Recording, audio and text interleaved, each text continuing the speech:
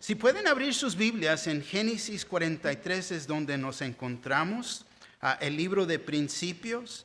Y aquí vamos a ver, el título dado es la segunda visita y es la primera parte porque nada más vamos a ver 14 versículos del capítulo 43.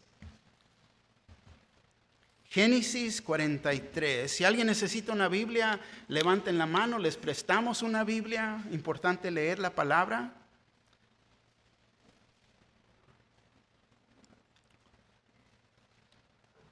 Comenzando el versículo 1 del capítulo 43, dice, el hambre era grande en la tierra.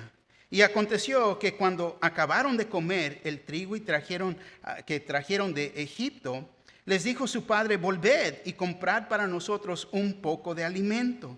Respondió Judá diciendo, aquel varón nos protestó con ánimo resuelto, diciendo, no veréis mi rostro, sino traeréis a vuestro hermano con vosotros. Si enviares a nuestro hermano con nosotros, descenderemos y te compraremos alimento. Pero si no lo enviares, no descenderemos, porque aquel varón nos dijo, no veréis mi rostro, sino traeréis a vuestro hermano con vosotros. Dijo entonces Israel, ¿por qué me hiciste tanto mal declarando al varón que teníais otro hermano? Y ellos respondieron, aquel varón nos preguntó expresamente por nosotros y por nuestra familia, diciendo, ¿vive aún vuestro padre? ¿Tenéis otro hermano? Y le declaramos conforme a estas palabras. ¿Acaso podíamos saber que él nos diría, haced venir a vuestro hermano?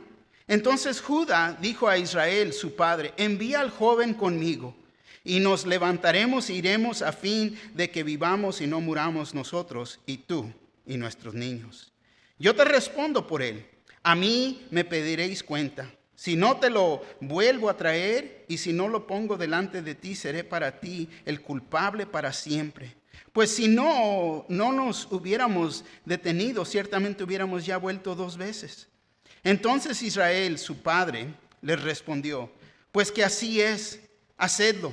Tomad de lo mejor de la tierra en vuestros sacos y llevad a aquel varón un presente, un poco de basalmo, un poco de miel, aromas y mirra, nueces y almendras. Y tomad en vuestras manos doble cantidad de dinero y llevad en vuestra mano el dinero vuelto en las bocas de vuestros costales. Quizás fue equivocación. Tomad también a vuestro hermano y levantaos y volved a aquel varón. Y el Dios omnipotente os dé misericordia delante de aquel varón, y os suelte al otro vuestro hermano y a este Benjamín. Y si he de ser privado de mis hijos, séalo, dice. Amén. Tomen asiento, por favor. Continuamos viendo aquí la vida de José, pero nos hemos enfocado aquí. Dios nos permite enfocarnos en la vida de sus hermanos. Y en realidad, cuando vemos la vida de Jacob, Jacob nos ha enseñado cómo muchos de nosotros nos comportamos cuando somos puestos en una posición de dificultad, cuando sentimos la presión. Nos enseña cómo respondemos cuando confrontamos adversidad.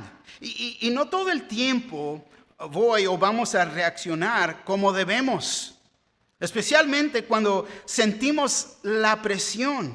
Va a haber días que son más difíciles que otros días. Y ya hemos visto que el enfoque ha cambiado. Ya no está José en el centro aquí de la historia, pero sus hermanos. Y sabemos que sus hermanos habían pecado en contra de él, los que ellos lo habían vendido en esclavitud. Vimos como Dios obra en los corazones de ellos, como obra para corregir esta situación. Comenzó a usar la conciencia. Si recuerdan, la conciencia les molestaba. Y usó la conciencia para corregir a estos hermanos. Y Dios al fin, fíjate, los ha tocado. Usó la conciencia, tanto las circunstancias, para tocarlos. Fíjate lo que dice en Génesis 42, 28. Y dijo a sus hermanos, mi dinero se me ha devuelto, y helo aquí en mi saco. Entonces se les sobresaltó el corazón, y espantados dijeron el uno al otro, ¿qué es esto que nos ha hecho Dios. Entonces fíjate la conciencia. Dios me ha hecho esto. No están tomando responsabilidad. Dios es el culpable. Y pueden entender, no pueden entender la misericordia y la gracia de Dios. Piensan que las cosas ahora están peor. Pero en realidad Dios los estaba bendeciendo. Los hermanos habían regresado del día de compras en Egipto. Simeón se quedó atrás, si recuerdan, visitando a José, ¿no? Encarcelado. Y él era seguro de que ellos iban a regresar con Benjamín.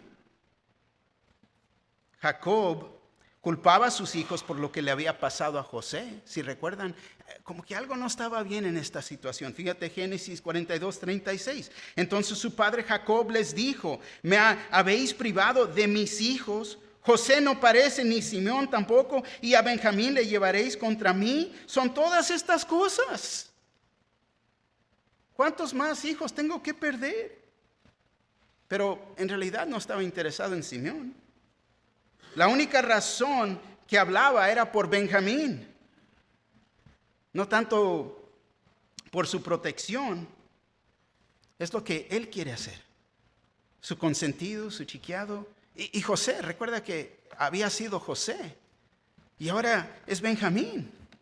Y en realidad él está tomando todo esto personal, ¿no? Y cuando uno comienza a tomar las cosas personalmente, ay, pobre mí, ay, mis hijos, ahora contra mí, él no ve a Dios en medio de todo esto. Está confundido. Es la razón que solamente piensa en sí mismo. No ha mantenido, fíjate, sus ojos firmes puestos en Dios. Solamente piensa en su propia voluntad, lo que él quiere. Y es fácil, fíjate, caer en estos sentimientos. Nosotros que creemos en Cristo Jesús como Señor y Salvador, nos tenemos que recordar lo que la palabra de Dios nos dice.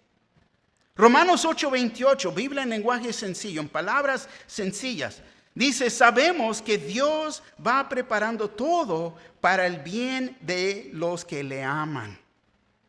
Es decir, de los que Él ha llamado de acuerdo con su plan. Todas las cosas, no algunas de las cosas, todas las cosas. Dios está en control. Amén. Él está preparando todo y es para el bien de nosotros, los creyentes. Quizás no estamos de acuerdo, no me gusta, pero esos son sentimientos. Dios está en control. Dios está en control. Y también tenemos que ver su plan, no nuestro plan. ¿Qué es lo que Dios quiere hacer a través de esto? ¿Qué me está enseñando? Tenemos que entender que siempre va a haber tiempos difíciles en la vida. Y algunos van a ser más difíciles que otros. Pero no es para que uno se haga para atrás. Es tener confianza que el Señor primeramente está con nosotros. Recuerden que Él nos ama, Él es fiel y no nos abandonará. Él está con nosotros. Génesis 42:37 dice: y Rubén habló a su padre diciendo: harás morir a mis 2 hijos y si no te lo devuelvo, entrégalo a mi mano que yo te lo devolveré a ti. Fíjate, Rubén aún está cambiando y él ofrece una solución a su padre Jacob. Si no te devuelvo tu querido Benjamín, puedes matar a tus nietos. ¿Qué solución es esta, no? ¿Qué solución es esta? Pero él también entiende las circunstancias y la dificultad. No es la respuesta. Génesis 42:38 dice: y él dijo: no descenderá mi hijo con vosotros, pues su hermano ha muerto. Todavía pensando en quién, en José. Ay, mi pobre José, no. Ha muerto y él solo ha quedado. ¿Cuántos años han pasado? Benjamín ya está grandecito. Y si le aconteciere algún desastre en el camino por donde vais, haréis descender mis canas con dolor al Seol. Y es donde lo dejamos, el último estudio. Pero toma en cuenta que dice mi hijo, no tu hermano. El favoritismo sigue. Luego dice su hermano, no tu hermano, no te lo vas a llevar. No es no. No te lo permito. Nunca podré recuperarme si algo le pasa a mi Benjamín, ¿no? La actitud del padre, en vez de confiar en Dios. Y ahora, dejamos el estudio aquí la semana pasada. Y me gustaría enfocarme, irme un poco más profundo. Le voy a cambiar el tema un poquito hoy día. Voy a tomar un momento para considerar y entender varias preguntas que siempre resaltan aquí en este estudio. Y comienza con el enfoque aquí de este versículo 38 que dice, haréis descender mis canas con dolor al Seol. Al Seol. Lo pasé por alto la semana pasada porque no había tiempo. Vamos a ver más, nos vamos a enfocar aquí en esta porción de escritura. 3 puntos en esta mañana. Seol y la muerte. El versículo 38 del capítulo 42. Segundo punto, la persistencia de Dios, versículo 1 al 5. Y luego Jacob se rinde, versículo 6 al 14. Ahora aquí, primer punto, Seol y la muerte. En Génesis 42, 38, vemos que dice Seol. Y como le digo, siempre resaltan preguntas. Personas, aún a la entrada me hicieron pregunta acerca de esto. Y la pregunta en realidad que personas preguntan o no se atreven a preguntar, pastor, ¿qué sucede después de la muerte? ¿Qué es el Seol? Y ahora quiero que entiendan, muchos se confunden en lo que pasa después de la muerte. Algunos se detienen que es el sueño del alma, o sea, que todos duerman hasta el juicio final y será en ese punto que uno será mandado al cielo o al infierno. Otros piensan que al momento que uno muere, que uno es juzgado y son mandados a su destino eterno. Y luego otros dicen que cuando uno muere, que su espíritu y alma son mandados a un lugar temporario, siendo el infierno o el cielo. Pero yo pregunto, ¿qué es lo que la Biblia dice que pasa después de la muerte? Porque es ahí donde nos debemos de enfocar. Para el creyente en Cristo Jesús, la Biblia muy claro nos dice que después de la muerte del creyente, el espíritu y el alma son llevados al cielo. Amén. Ahora, porque los pecados han sido perdonados. Y esto es todo aquel que ha creído, que ha recibido, aceptado a Cristo, a Jesús como su Salvador. Es creer en Él. Juan 3:16, un versículo muy famoso, casi todo lo ves en los juegos. Juan 3:16, porque de tal manera amó Dios al mundo que ha dado a su Hijo unigénito para que todo aquel que en Él cree no se pierda, mas tenga vida eterna. Juan 3:18, el que en Él cree no es condenado, pero el que no cree ya ha sido condenado porque no ha creído en el nombre del unigénito Hijo de Dios. Y luego Juan 3:36 dice, el que cree en el Hijo tiene vida eterna, pero el que rehúsa creer en el Hijo no verá la vida, sino que la ira de Dios está sobre él. Para los creyentes, después de la muerte significa estar ausente del cuerpo y presente con el Señor. Es lo que la palabra nos enseña. Segunda de Corintios 5, 6 al 8 dice, así que vivimos confiados siempre y sabiendo que entre tanto que estamos en el cuerpo, en este cuerpo, si estás en este cuerpo, estamos ausentes del Señor. Porque por fe andamos, no por vista. Pero confiamos y más quisiéramos estar ausentes del cuerpo y presentes al Señor. Cuando ya no estemos en este cuerpo, la palabra nos dice que vamos a estar presentes con el Señor. Filipenses 1:23 dice, porque de ambas cosas estoy puesto en estrecho, teniendo deseo de partir y estar con Cristo, lo cual es muchísimo mejor. Pero tengo cosas que hacer. El Señor todavía me tiene aquí en este cuerpo. Ahora, para los que no creen, los incrédulos, después de la muerte significa castigo eterno. Lucas 16:22 al 23 dice así. Aconteció que murió el mendigo y fue llevado por los ángeles al seno de Abraham. Y murió también el rico y fue sepultado. Y en Hades alzó sus ojos, estando en tormentos, y vio de lejos a Abraham y a Lázaro en su seno. Ahora, es difícil entender exactamente lo que pasa después de la muerte, pero Apocalipsis 21 y 22, lo pueden leer a su tiempo, nos da una descripción de un nuevo cielo y una nueva tierra. Parece que hasta la resurrección final, después de que uno muere, uno reside en un cielo o en infierno que es temporal. El destino eterno no cambia. Si estás en el cielo, sigues en el cielo, vas a estar en el cielo. Pero si tu destino es el infierno, solo lo que cambia es el lugar. Va a llegar el tiempo, un tiempo después de la muerte.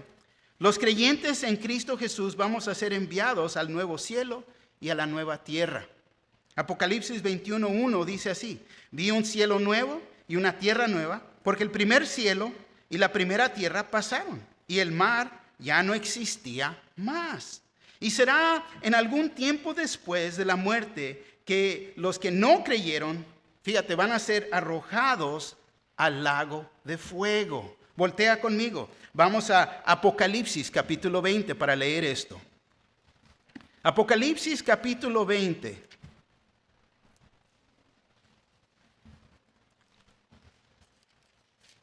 ¿Ya llegaron?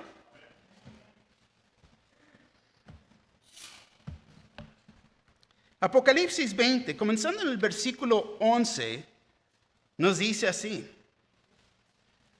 Los espero, te oigo páginas.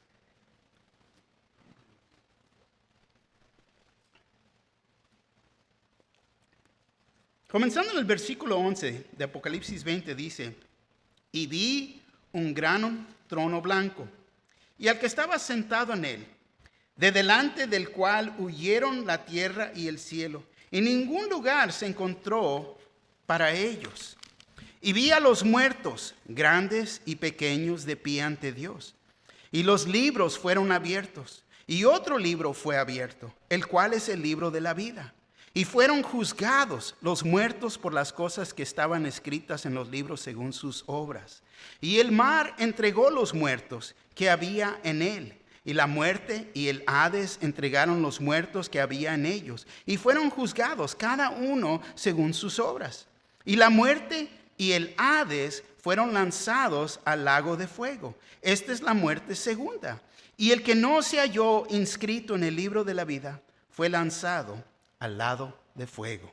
Estos son, fíjate, los destinos eternos, en realidad para toda la gente. Es uno o la otra.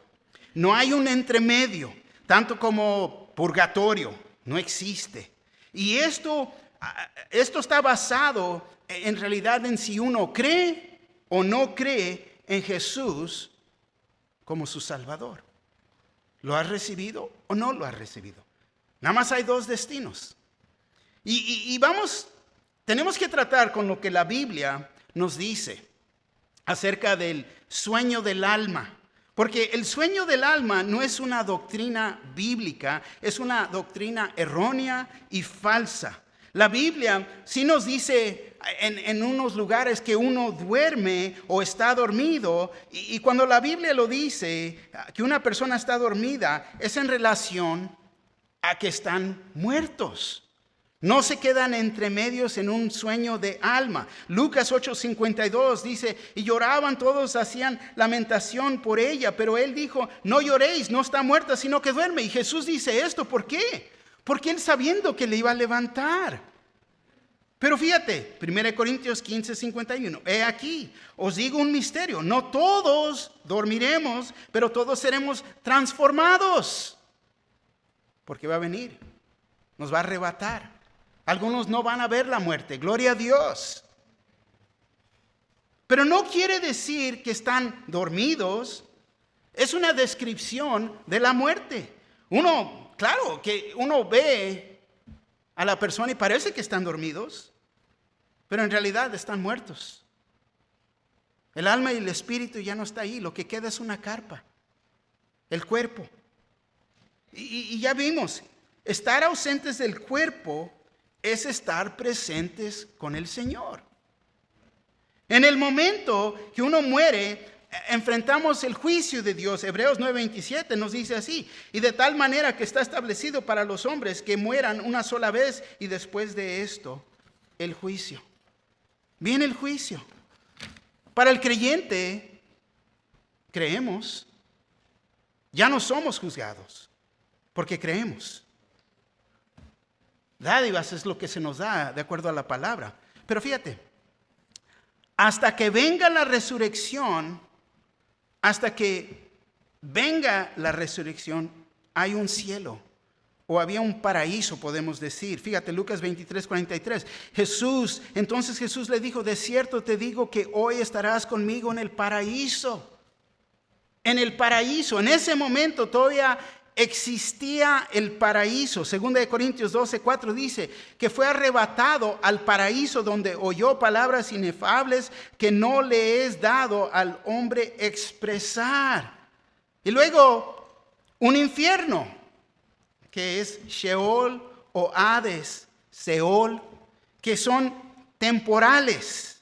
Apocalipsis 1:18 dice, y el que vio y estuve muerto, mas he aquí que vivo por los siglos de los siglos, amén. Y tengo las llaves de la muerte y del Hades.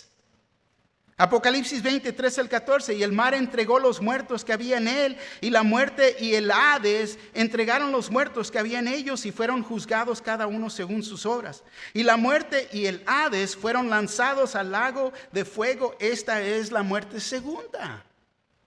Entonces podemos decir, fíjate, que el cuerpo de la persona muerta, dormido, parece que está dormido, mientras su espíritu y alma está en el paraíso o en el Hades. Después el cuerpo será despertado y transformado, y un cuerpo eterno que todos tendremos por la eternidad, sea que este es en el infierno o en el cielo. Y hoy en día, fíjate, las personas defienden la doctrina del sueño del alma y vienen siendo las iglesias adventistas, tanto como los testigos de Jehová, creen en esto del sueño del alma. Pero la Biblia no enseña esto. Si ellos piensan que uno está dormido, enterrado con su cuerpo, entonces yo me pongo a preguntar, la transfiguración que se vio. ¿Cómo es que vieron y reconocieron a Moisés y a Elías? ¿Cómo estuvieron ahí? Mateo 17:3-4 dice, y he aquí, les aparecieron Moisés y Elías, hablando con él. Entonces Pedro dijo a Jesús, Señor, bueno es para nosotros que estemos aquí. Si quieres, hagamos aquí 3 enramadas, uno para ti, otra para Moisés y otra para Elías. Entonces, esta idea de el sueño del alma, que el alma y el espíritu se quedan con el cuerpo, ¿cómo es posible que esto pasó? Para entender la idea que Jesús fue al infierno ahora, porque muchos creen esto, que Jesús fue al infierno después de ser crucificado y antes de su resurrección. Entonces tenemos que saber de dónde viene esta idea. Hay un escrito que se llama el Credo de los Apóstoles. Y es el documento que declara que Él descendió al infierno. Y luego también hay ciertas traducciones bíblicas que digo mal traducciones porque le dicen y lo identifican como infierno. Dicen que Jesús fue al infierno, pero en realidad, ¿qué es lo que la Biblia enseña del lugar de la muerte?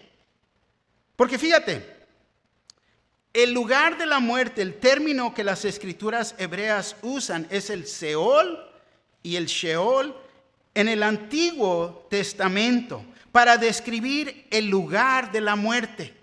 Entonces uno hace referencia a Seol o Sheol, es el lugar de la muerte. Todos los muertos van a este lugar, al lugar o partida del espíritu y el alma. En el Nuevo Testamento, para decir o dar la descripción del infierno, el griego usa Hades, que también es referencia al lugar de los muertos. Entonces, si hablamos de Seol, Sheol o Hades, es el mismo lugar, el lugar de los muertos. Y ya hemos visto Apocalipsis 20, 11 al 15, y hemos visto que el Seol, tanto como Hades, que es el mismo lugar, es temporal, es donde las almas y los espíritus están en la espera ¿de qué? De la resurrección y el juicio final. El infierno, que en realidad viene siendo el lago de fuego, es el lugar final y permanente para los perdidos, los que no creyeron, los que no aceptaron a Jesús como Salvador. Tenemos que tomar en cuenta que este lugar es en el futuro. Entonces Jesús no fue al futuro, no fue al infierno, al lago de fuego, porque el lago de fuego está vacío. No se ha llenado con esas almas perdidas. Seol, Hades existen aún hasta hoy en día.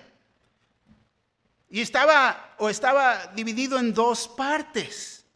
Mateo 11:23 dice así: y tú, Capernaum, que eres levantada hasta el cielo, hasta el Hades, serás abatida. Porque si en Sodoma se hubieran hecho los milagros que han sido hechos en ti, habría permanecido hasta el día de hoy. Mateo 16:18 dice: y yo también te digo que tú eres Pedro, y sobre esta roca edificaré mi iglesia, y las puertas del Hades no prevalecerán contra ella.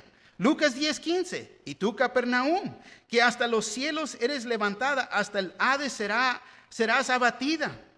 Lucas 16:23: y en el Hades alzó sus ojos, estando en tormentos, y vio de lejos a Abraham y a Lázaro en su seno. Y aquí es donde vemos esto. Donde viven los creyentes, los que se han salvado. Y quiero que entiendan, esto fue antes de que Jesús se regresara o descendiera al cielo. Era llamado paraíso o el seno de Abraham. En Hades, en Seol, el mismo lugar dividido en dos partes. El incrédulo de un lado, el creyente del otro lado, que se llama paraíso o el seno de Abraham. Por eso cuando Cristo dijo en la cruz: hoy estarás conmigo en paraíso, el lugar de los muertos, ahí en esta presencia conmigo. Ahora, donde están los creyentes y los incrédulos, un lugar que está dividido por una gran cima. Lucas 16:26: además de todo esto, una gran cima está puesta entre nosotros y vosotros, de manera que los que quisieran pasar de aquí a vosotros no pueden, ni de allá pasar acá. Y ahora, cuando nuestro Señor Jesús ascendió al cielo, que Él se llevó a los creyentes con Él. Efesios 4:8 al 10 dice: por lo cual dice, subiendo a lo alto, llevó cautiva la cautividad y dio dones a los hombres. Y eso de que subió, ¿qué es? Sino que también había descendido primero a las partes más bajas de la tierra, sí, al Seol. Fue ahí al paraíso, fue ahí al seno de Abraham.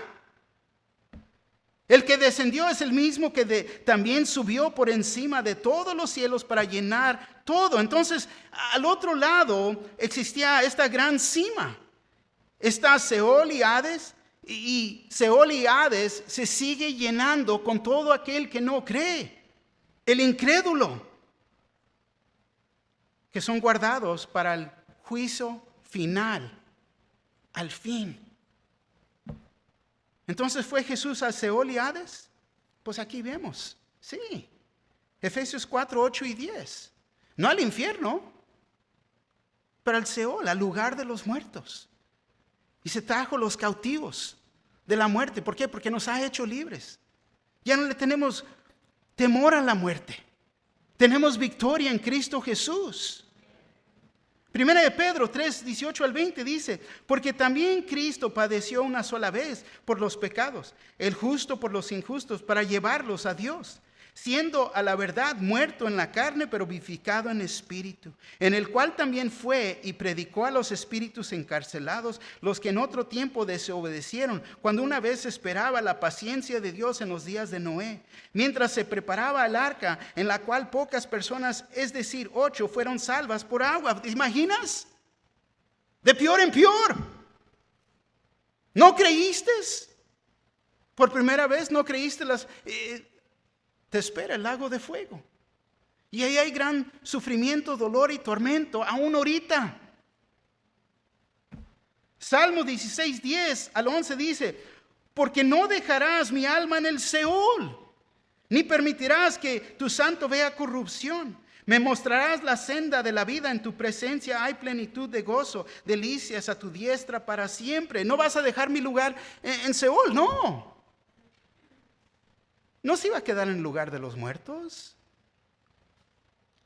Tenemos que entender, una vez más, la traducción correcta es Seol, no infierno.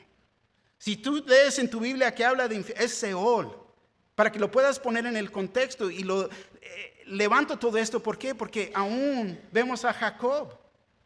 Yo y todas mis canas, mi viejito, me voy al lugar de los muertos. ¿Doliendo por qué? ¿Por mis hijos? Pero no al infierno, como algunas de las traducciones bíblicas lo dicen. El Seol o la tumba, el lugar de los muertos. Y Jesús, fíjate, recuerda una vez más que le dijo al ladrón que estaba crucificado con él: hoy mismo estarás conmigo en el paraíso. El paraíso estaba en el mismo lugar que el Seol y el Hades, pero al otro lado de la gran cima. Entonces, Él lo sacó del paraíso a todos los muertos, a los que estaban al lado del creyente, a todo aquel que ha sido justificado por fe. Creyeron en fe y se los llevó al cielo. Tanto ponte a pensar, como el padre de fe, Abraham. Él creyó por fe. Y es a donde ahora nosotros vamos después de la resurrección de Cristo Jesús. Todos nos vamos al cielo. Es porque Pablo ahora puede decir: estar ausente del cuerpo es estar presente con el Señor. Es porque el paraíso ya no está en el Seol, ahora está en el cielo, podemos decir. Entonces el Seol o Sheol se presentó en el Antiguo Testamento como uno y el mismo lugar, la morada de los muertos, habitación. Había una división, y sí, me estoy repitiendo varias veces, porque necesitamos entender esto. El Sheol existía, el paraíso o el seno de Abraham era donde los justos estaban. Y el Seol o el Hades es donde estaban y siguen estando los incrédulos, los injustos, hasta el juicio final. El juicio final es la segunda muerte. Y la muerte y el Hades fueron lanzados al lago de fuego. Esta es la muerte segunda, Apocalipsis 20:14, que también es conocido como Gehenna. Ahí les entró otra palabra, el lago de fuego, Gehenna. Los creyentes están y estaremos con el Señor en el cielo al momento de morir. Estar ausente de este cuerpo es entrar a la presencia del Señor. Recuerda que Él sacó a los cautivos, los ha librado del lugar de los muertos y ahora están en su presencia en el cielo. Amén. Espero que esto haya aclarado para todos nosotros saber que tenemos en dónde está nuestro destino. Ahora, si no conoces a Cristo como Señor y Salvador, puedes ver Nada más hay dos opciones, pero la decisión es tuya. Creer en Él y lo que Él hizo en la cruz por ti. Vamos a continuar aquí. Segundo punto, la persistencia de Dios. Ahora sí nos enfocamos y regresamos a Génesis, donde estábamos, en capítulo 43.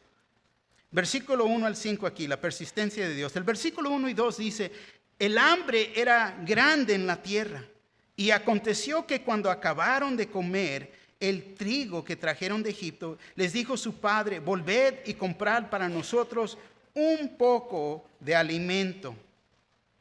El trigo se terminó, tenían hambre, tenían que regresar. Jacob no quería que regresaran a Egipto con su hijo, eso sí. Él hubiera, preferido ignorar el problema. Pero uno no puede ignorar el problema de la tripa cuando nos da hambre, ¿no? No, los gruñidos ahí ya están. Y luego los antojos, olvídate. Pero no voy a mencionar comida. Okay. Dios no lo iba a permitir, usó eso. Y Jacob se tenía que conformar a lo que Dios quería hacer. Lo que él le estaba diciendo que hiciera. Les dijo su padre, volved y comprad para nosotros un poco de alimento. Entonces aquí vemos que Dios al fin tiene la atención de Jacob. El versículo 3 respondió Judá diciendo, aquel varón nos protestó con ánimo resuelto diciendo, no veréis mi rostro si no traéis a vuestro hermano con vosotros. Y entonces Jacob pensó que los podía mandar para atrás solo comprar un poquito más de alimento. Pero no quería escuchar a sus hijos acerca de esto. Se hacía el tonto, no. Judá le está contando lo que tiene que hacer. Tienes que permitir que me lleve a Benjamín. Hello, ¿me escuchas, papá? Me tengo que llevar a Benjamín. Versículo 4 y 5.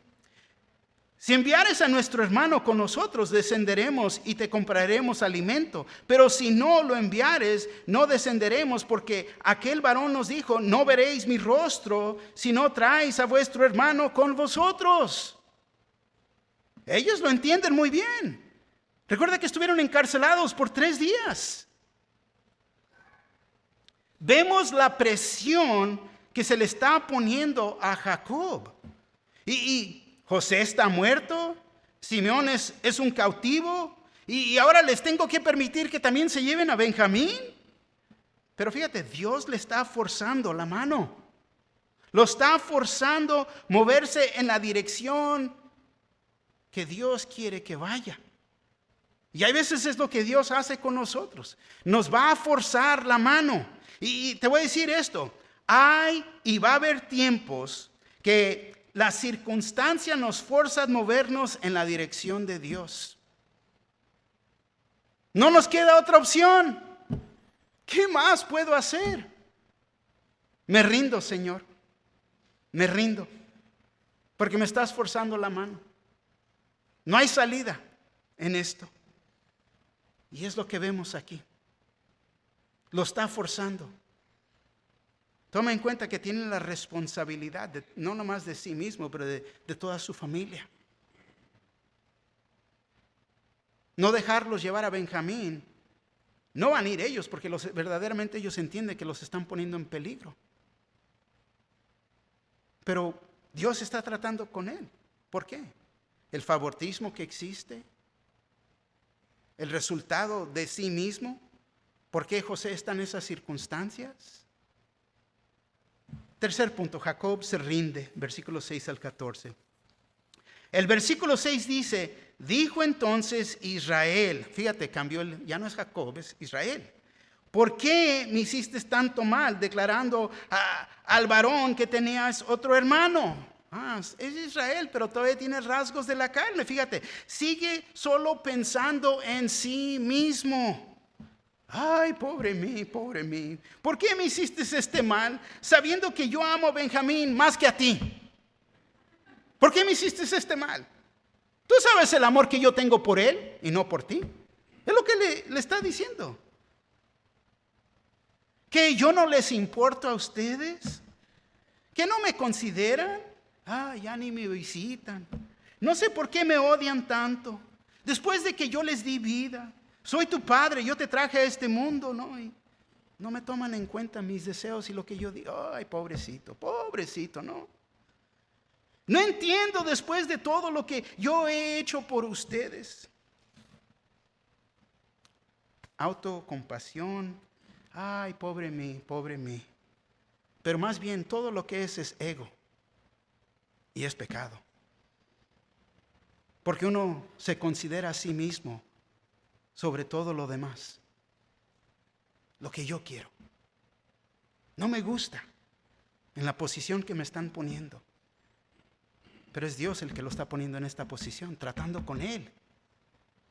Versículo 7 dice, y ellos respondieron, aquel varón nos preguntó expresamente por nosotros y por nuestra familia, diciendo, ¿vive aún vuestro padre? ¿Tenéis otro hermano? Y le declaramos conforme a estas palabras, ¿acaso podíamos saber que Él nos diría, haced venir a vuestro hermano?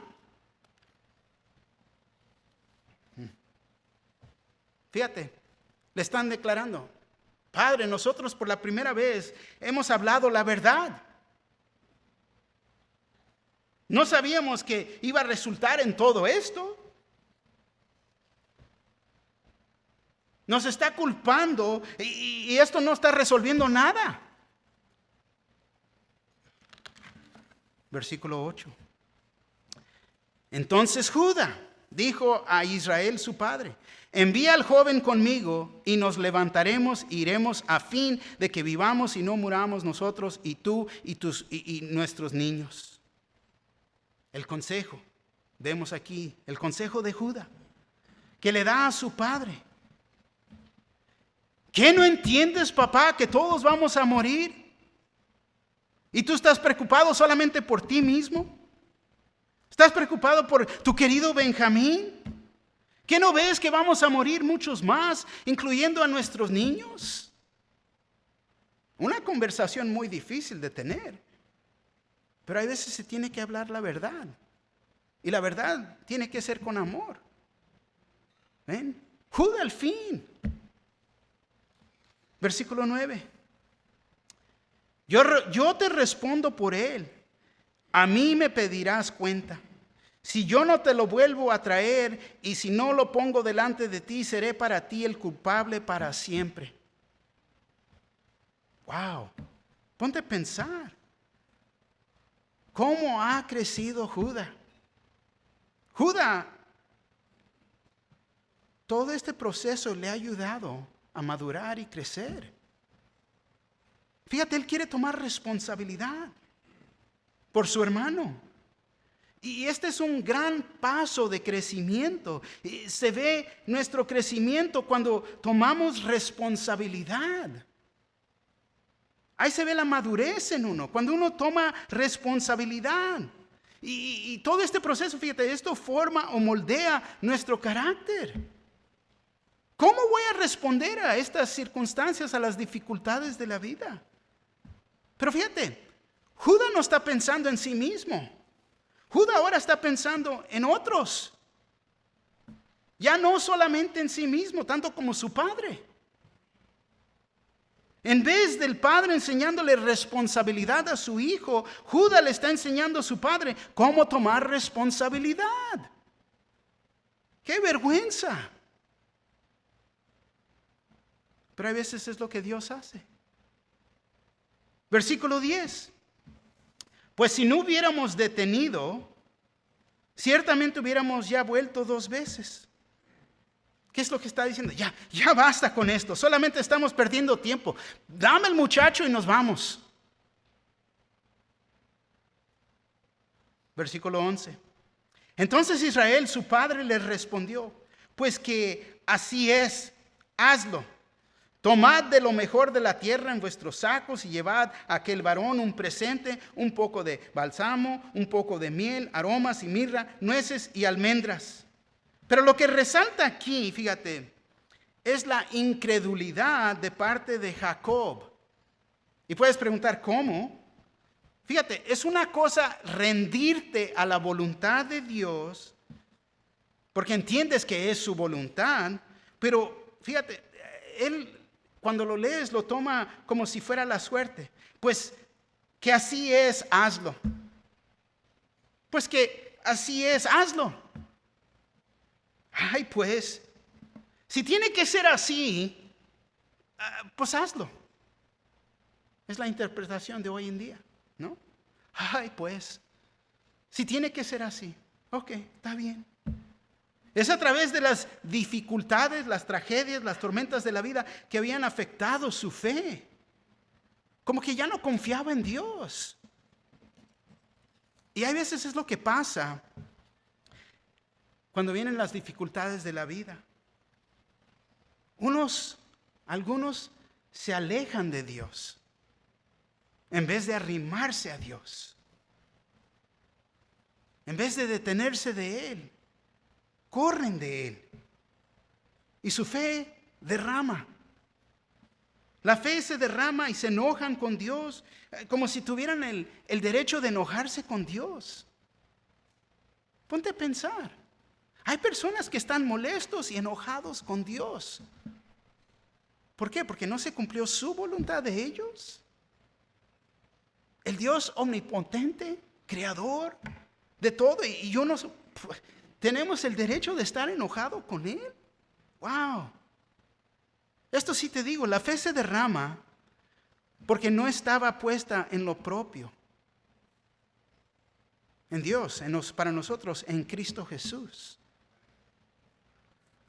Muchos dicen que tienen fe. Pero pregunto, ¿no? ¿En qué está tu fe? ¿Está en tu iglesia? ¿En su religión? ¿En su denominación? ¿En un pastor que simplemente nada más es un hombre? ¿O en cualquier otra cosa? Pero no la ponen en Cristo Jesús. No reciben la verdad de su palabra. Y si es así para ti, tu fe se va a derramar cuando tu fe sea probada. Y eso es lo que pasa. La fe tiene que ser probada y va a ser probada. Y algunos se van a detener de Dios y otros han puesto su fe en algo más. Y se va a notar. Santiago 1, 2 al 4 dice así: hermanos míos, tened por sumo gozo cuando os halléis en diversas pruebas, sabiendo que la prueba de vuestra fe produce paciencia. Mas tenga la paciencia su obra completa, para que seáis perfectos y cabales, sin que os falte cosa alguna. Pero dice sumo gozo. No es lo que vemos en la vida de Jacob. Y llevad a aquel varón, dice. Ay, llévale a aquel hombre malo de en Egipto, ¿no? El que me está haciendo mi vida tan complicada. Llévale unos regalos. No sabiendo que este hombre, disque malo, era su propio hijo José.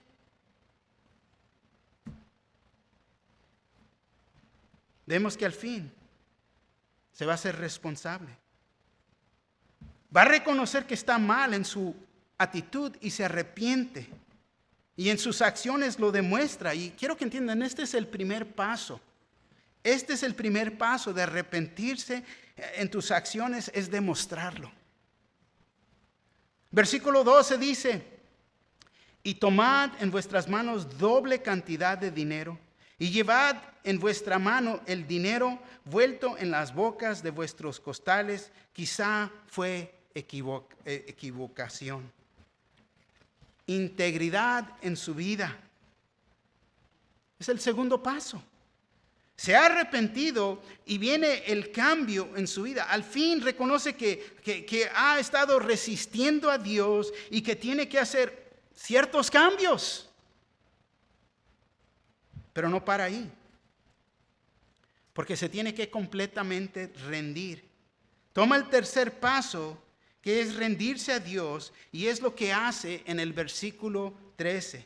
Dice, fíjate lo que dice: tomad también a vuestro hermano y levantaos y volved a aquel varón. Tenemos que hacer lo que Dios nos está diciendo que hagamos. No va a ser fácil, pero es cuando uno mantiene sus ojos firmes puestos en el Señor que puede saber su voluntad. Y en saber su voluntad sabemos que vamos a estar bien, porque Él está con nosotros. Amén. El versículo 14. Y el Dios omnipotente os dé misericordia delante de aquel varón y os suelte al otro vuestro hermano y a este Benjamín. Y si he de ser privado de mis hijos, séalo. Al fin se rindió.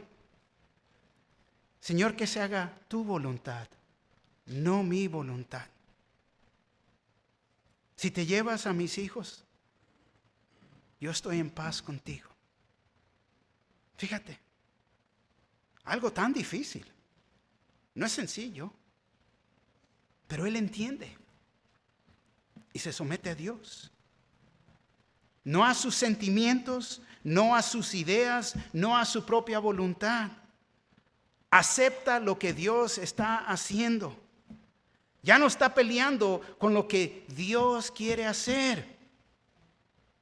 Dios me quiere cambiar. Dios quiere que sea diferente. Que ya no mire las cosas igual. Y quiero que entiendan, si regresamos al primer punto, es en la manera que miramos la muerte. ¿Estoy con Cristo o no? Porque si estoy con Cristo, estoy seguro en mi fe. Sé que la vida no termina aquí. Y Dios no ha terminado conmigo. Pero me voy a rendir a su voluntad y hacer las cosas difíciles que se tienen que hacer. 2 puntos de aplicación y unos subpuntos aquí podemos decir. Primer punto de aplicación es, ya sabemos lo que pasa después de la muerte. Todos tenemos una destinación eterna. Te pregunto, ¿en dónde va a ser? ¿En el cielo o en el infierno? Ya ves lo que nos espera. Segundo punto, vemos lo que Jacob ha aprendido. Que uno se tiene que arrepentir, reconocer que estoy equivocado, estoy mal, que soy un pecador y me tengo que completamente arrepentir. Arrepentir es cambiar de dirección. Señor, yo estoy mal, tú estás correcto, yo estoy en lo incorrecto. Lo reconozco, me arrepiento. Tiene que haber un cambio en mi vida. Es aceptar la voluntad de Dios. Uno tiene que completamente rendirse a Dios y a su voluntad. Es cuando Dios nos va a usar. Es cuando Dios nos va a bendecir. Todo esto es de acuerdo si tienes una relación personalmente con Cristo Jesús como Señor y Salvador. Si no lo conoces, te voy a decir, arrímate. Va a haber hermanos y hermanas aquí enfrente, te pueden explicar el Evangelio para que tú también seas salvo. Porque nadie se ha escapado a la muerte. La muerte viene. Tarde o temprano, todos vamos para allá. Pero vas a poder decir como Pablo, estar ausente del cuerpo es estar en la presencia de Dios, ¿o no? Esa es tu decisión hoy en día si no lo conoces personalmente como Señor y Salvador, es creer en Él. Pero arrímate. Si has estado peleando a Dios, ves como el pelear a Dios va a usar las circunstancias para cambiarte. Lo más rápido que nosotros podemos poner nuestros ojos firmes y puestos en Cristo Jesús, nos va a ayudar aún en las circunstancias de la vida. Vamos a